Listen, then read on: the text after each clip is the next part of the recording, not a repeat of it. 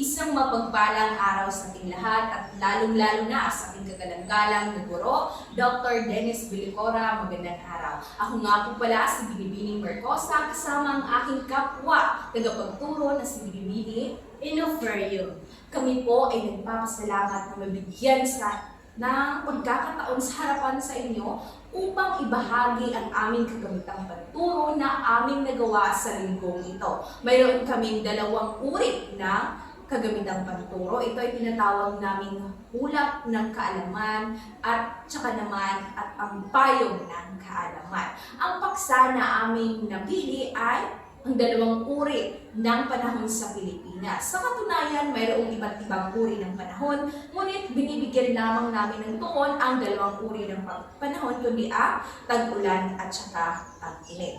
Una na dito, mayroon kaming kagamitang panturo na ginawa mula sa mga bulak at saka i-dinikit namin ito sa karton nang sa gayon ay mas maging realistiko na kung saan kapag nakita ng mga mag-aaral ay mailarawan na sa kanilang mga isipan kung ano nga ba ang paksang tatalakayin. Tatanungin namin sila kung ano ang nakikita sa harap. Siyempre, ito ang magbibigay ng pahiwatig sa kanilang isipan na ang kasunod na topiko na ating tatalakayin ay tungkol sa mga iba't ibang uri ng panahon dahil ito ay maambon, maula. Ang paraan ng paggamit ng kagamitang panturo na ito ay ang mag-aaral ay bibigyan namin ng pagkakataon na pumunta sa harap dahil ang kagamitang panturo ay hindi para sa amin kundi sa mga mag-aaral.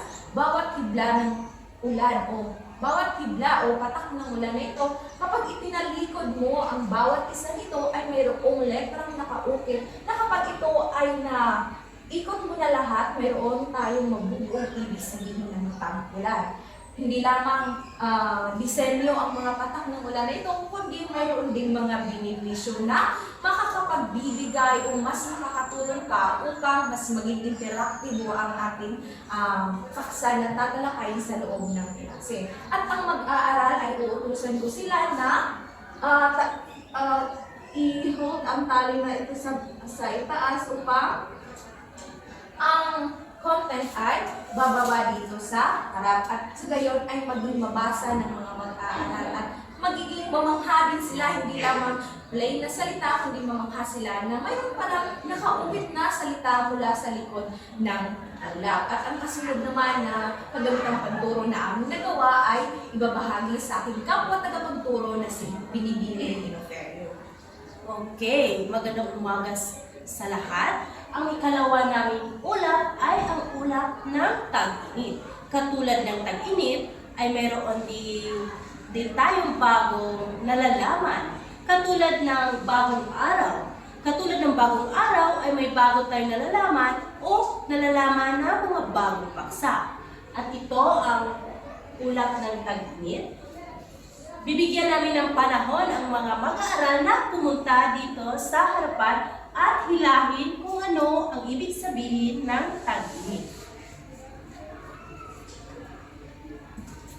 Bago pa yan ay itong ulap ay ginamitan din namin ito ng cotton at pinadiktitan ng candle glow at ginamitan ng karton.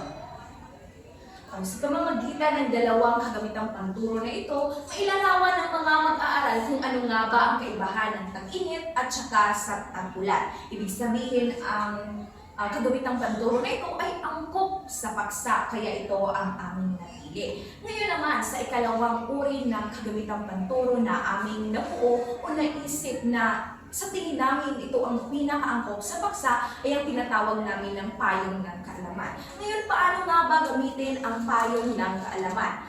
Tatawag ako ng isang mag-aaral na kung saan pupunta dito sa harap at tatanungin ko sa kanila na kung sino nga ba sa inyo ang gustong sumama sa akin na pumayong dito sa harap at kung sino ang aking mapipili, ang mag-aaral ay pupunta sa harap at bubuksan ang payong na ito na tinatawag natin na payong ng kaalaman. Ngayon, paano ito gamitin? Mayroon maghahanda ang guro ng isang musika na kung saan ang payong na ito ay ipapalibot mula sa harap hanggang sa likod at kung saan ang musika ay hihinto, ang mag-aaral ay bibigyan ng pagkakataon na pumili sa mga tatlong sobre na ito upang kunin ang kanilang mga katanungan. Ngunit, hindi magpakampante ang mga mag-aaral sapagkat hindi lahat ng nasa sobre na ito ay kung saan ito nakatutok ang payong siya ang sasagot, kundi mabibigyan din ng pagkakataon ang mag-aaral kapag siya ang napili niya. Mayroon itong katanungan na ibig sabihin na nakaukit na o nakasulat na tanungin ang mag-aaral, ang kapwa mag-aaral